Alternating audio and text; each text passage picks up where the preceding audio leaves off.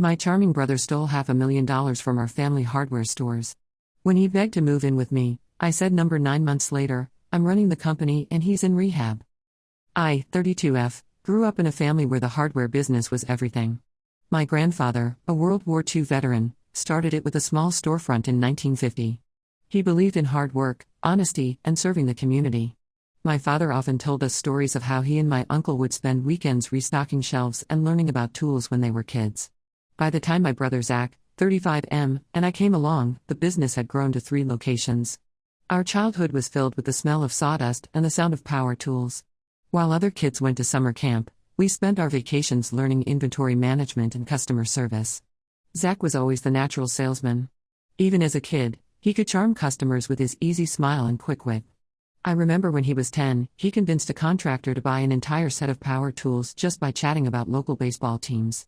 Our parents were thrilled, seeing in Zach the future face of the company. I was different. Quieter, more analytical. I preferred working in the back office, organizing stock lists and balancing books. When I was 12, I created a new filing system for our receipts that saved hours of work each week. But while Zach's achievements were celebrated with fancy dinners, mine were met with a pat on the back and a "good job, sweetie." Despite feeling overlooked, I loved the business. I admired how my parents had grown it, providing jobs for dozens of people in our community. I wanted to be part of that legacy. So when it came time for college, I chose to study business management while Zach went for marketing. After graduation, we both started working full-time in the company. Zach took over sales and marketing, while I managed operations and finance. At first, it seemed like the perfect division of labor. Zach's charisma brought in new customers and lucrative contracts. I streamlined our processes, reducing costs and increasing efficiency. But about 2 years in, I started noticing discrepancies. Small amounts of money would go missing from the cash registers. Inventory counts would be off. At first, I thought it was just human error. We had a lot of part-time staff, after all. I implemented stricter cash handling procedures and more frequent inventory checks. The problems persisted. I spent countless late nights poring over spreadsheets, trying to find the source of the leaks. When I brought my concerns to Zach, he'd brush them off. "You're too uptight, he'd say. "It's probably just a glitch in the system. Don't worry about it." But I did worry. Our parents had started talking about retiring, about handing over the reins to Zach and me. How could I take on that responsibility if I couldn't even balance the books? I didn't want to believe Zach was involved. He was my brother, my childhood playmate, the one who stood up for me when I was bullied in middle school. But as the months went by, the evidence became harder to ignore. One night, after everyone had gone home, I decided to do a deep dive into our financial records. What I found made my blood run cold. Over the past 2 years, more than $500,000 had been systematically siphoned from the company. Fake vendor accounts had been created. Expenses were inflated, with the difference pocketed. Unauthorized discounts were given to certain customers, but the full price was recorded in our systems. All of it traced back to Zach. I felt like I couldn't breathe. How could he do this?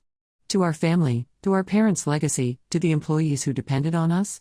I spent the whole night going through everything, double and triple checking my findings. By morning, I was exhausted, heartbroken, and furious. I confronted Zach as soon as he came into the office. I half hoped he'd have some explanation, that it was all a big misunderstanding. Instead, he broke down. Through tears, he admitted everything. He'd gotten in over his head with gambling debts. It started small, just a few hundred here and there to cover his losses. But as his debts grew, so did his theft. He begged me not to tell our parents. He swore he'd pay it all back, that he'd get help for his gambling addiction. Part of me wanted to believe him. This was Zach, after all. My big brother who taught me how to ride a bike, who hugged me and told me it would be okay when our childhood dog died. But I couldn't ignore the magnitude of his betrayal. This wasn't just about money. It was about trust, about the values our grandfather had built this business on. With a heavy heart, I told our parents everything. The fallout was catastrophic. Our father, always so strong and composed, broke down in tears. Our mother alternated between disbelief and rage. Zach pleaded and made promises, but the damage was done. In the end, our parents made the painful decision to remove Zach from the company and kick him out of the family home. That was 6 months ago. Since then, I've been working around the clock to get the business back on track. We've had to let go of some staff, tighten our belts in every department. I've been doing the work of 3 people, trying to cover Zach's responsibilities while also implementing stricter financial controls. It's been exhausting, but we're slowly recovering. Our parents have stepped back in to help, postponing their retirement plans. They're devastated, not just by the financial loss, but by the breach of trust. I often hear my mother crying at night when she thinks no one can hear. Last week, Zach showed up at my apartment unannounced. He looked terrible, unshaven, clothes rumpled, reeking of alcohol. He begged me to let him move in with me. He said he'd been evicted from his place, that he had nowhere else to go. He swore he was getting help for his gambling addiction and wanted to make amends. For a moment, I wavered. This was my brother, the person I'd shared my childhood with.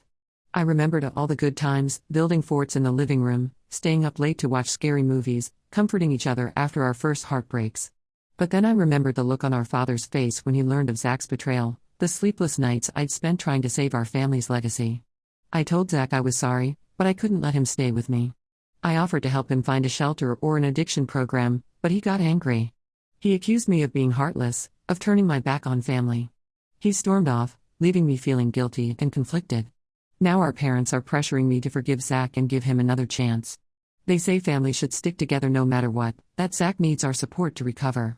But I don't think I can ever trust him again, in business or in my personal life. Ida for refusing to let my brother move in with me after what he did? Update 1, it's been about a month since my last post, and the situation has evolved in ways I never expected. First, I want to thank everyone for their supportive comments. Reading them gave me the strength to stand firm in my decision not to let Zach move in. The day after I posted, I received a call from our parents. They were furious, having somehow discovered my online post. My mother's voice shook with anger as she accused me of airing our dirty laundry for the world to see.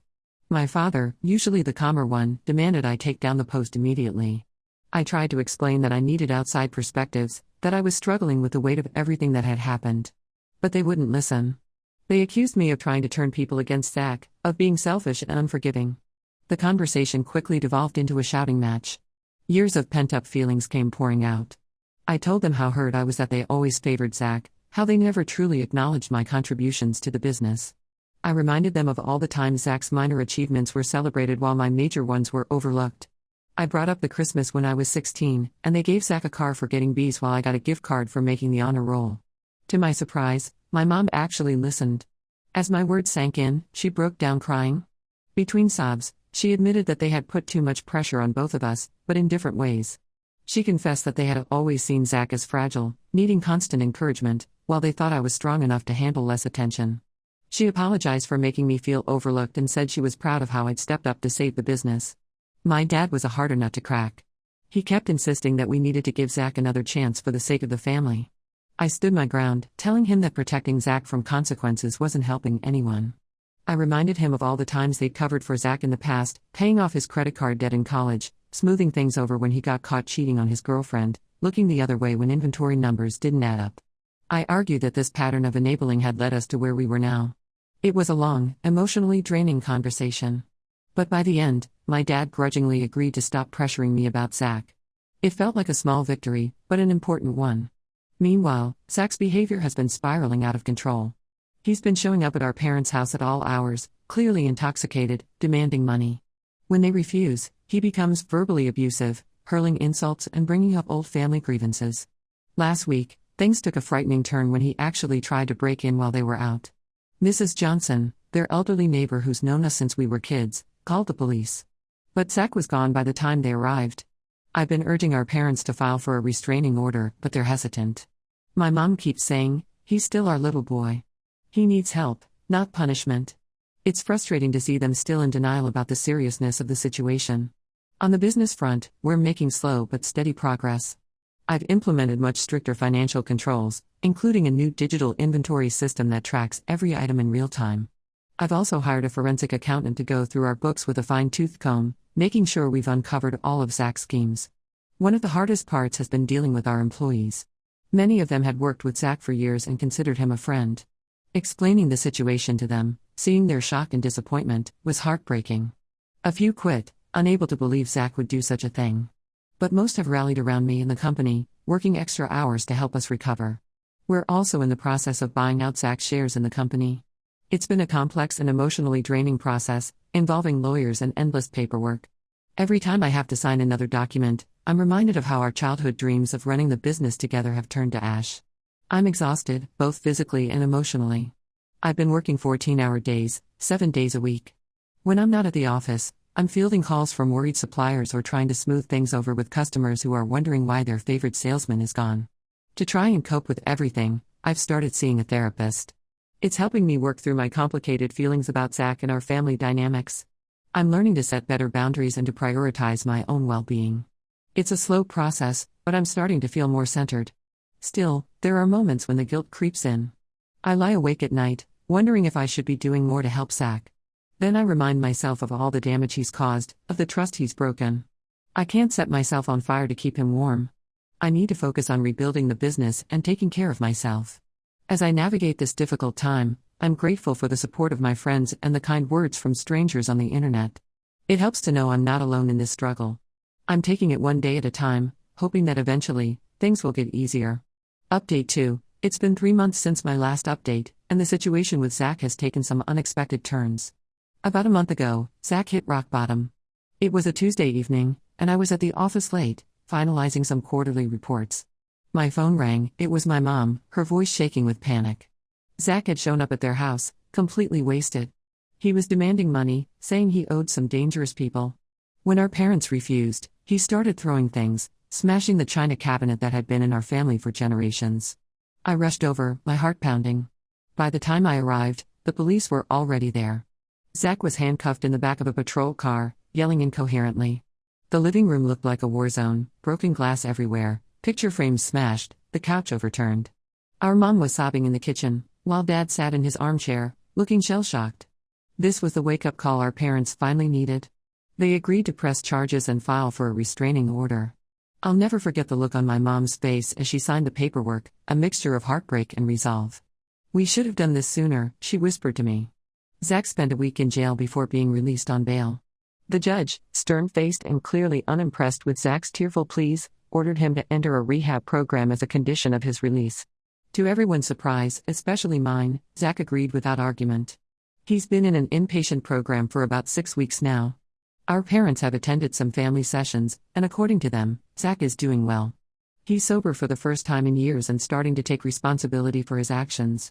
Apparently, he's been diagnosed with not just gambling addiction, but also depression and anxiety. He's on medication now and seeing a therapist regularly. Zach has written letters of apology to all of us. Mom called me, crying, after she read hers. She said it was the most honest and vulnerable she'd ever seen Zach. Dad, ever the stoic, just said it's a start when I asked him about his letter. As for me, Zach's letter is still sitting unopened on my dresser. I'm not ready to read it yet. Maybe someday, but not now.